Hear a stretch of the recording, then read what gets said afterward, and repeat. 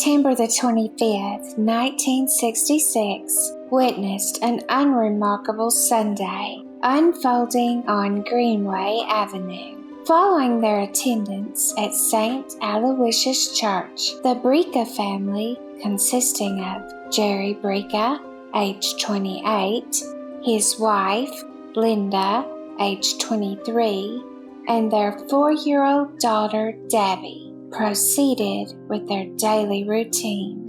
Jerry, a chemical engineer, headed to the Monsanto Plastics facility where he worked after they visited church.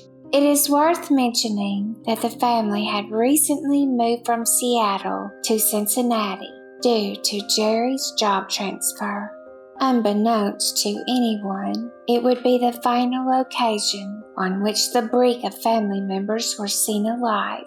On September the 27th, the Bricca's absence raised concerns among their neighbors. Debbie and Linda and the family's 2 dogs would often be found outside. However, they seemed to have vanished without anyone noticing.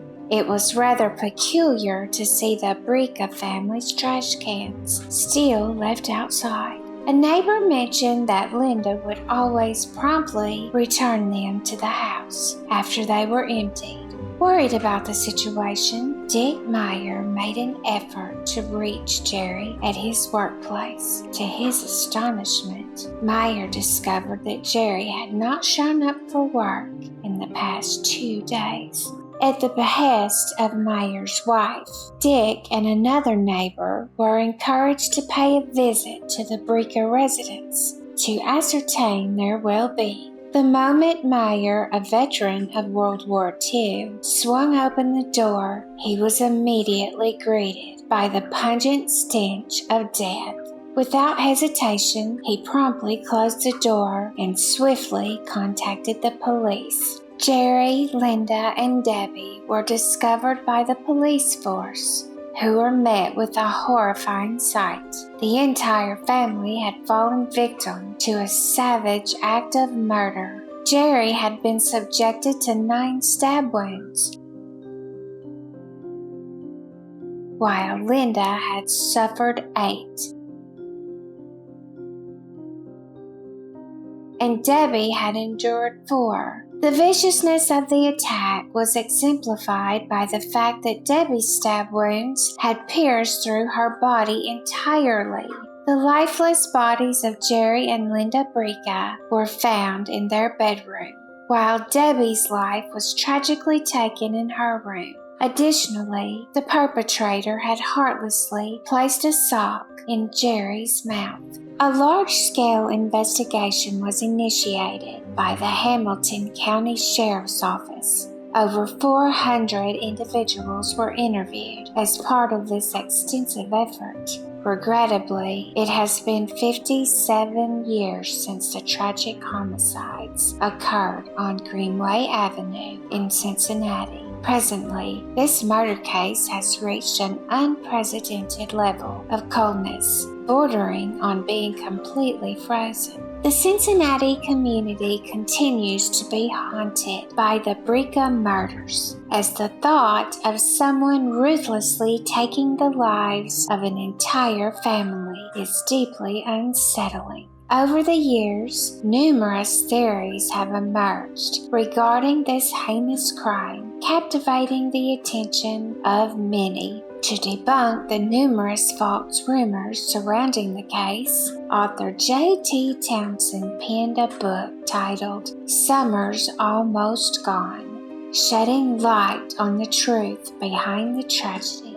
Within Townsend's book, the author delves into the subject of suspects and their potential motives. One individual who emerges as a possible suspect is Fred Leininger, a veterinarian who had briefly employed Linda Bricca at his veterinarian practice. There were whispers of romantic involvement between Leininger and Linda. but it is important to emphasize that no reliable sources have substantiated these claims. Upon the police attempt to interrogate Leininger, he promptly secured legal representation and declined to cooperate.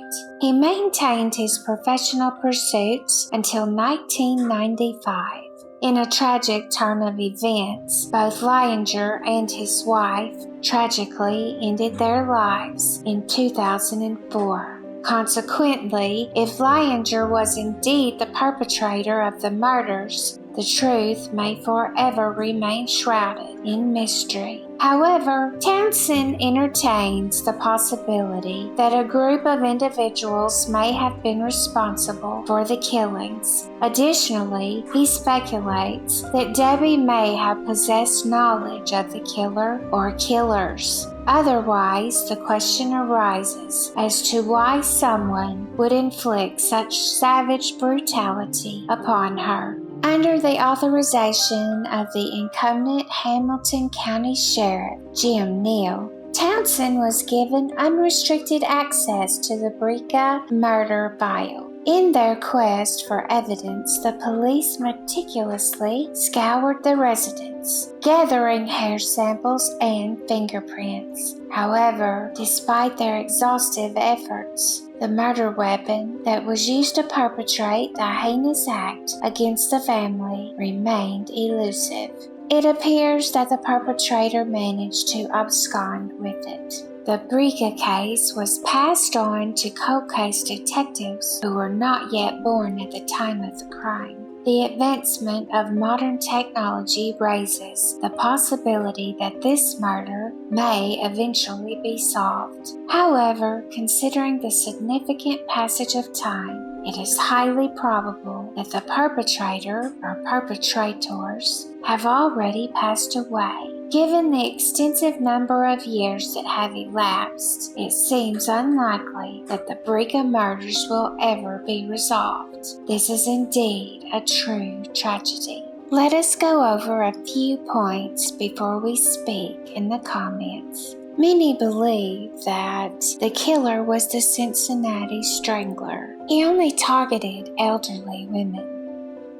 It was said in the newspapers that they were assaulted. However, it doesn't mention anything about that in the autopsy report. It is believed that they knew their attacker. There was no sign of breaking and entering. There was some drawers open, but nothing was taken. Only Jerry's billfold was missing. The homes were 15 feet apart, so the neighbors didn't hear anything that night. Also, there had been a temperature drop because it had been raining and the neighbors had closed their windows. There was also a program playing that night that everyone gathered around the television to watch.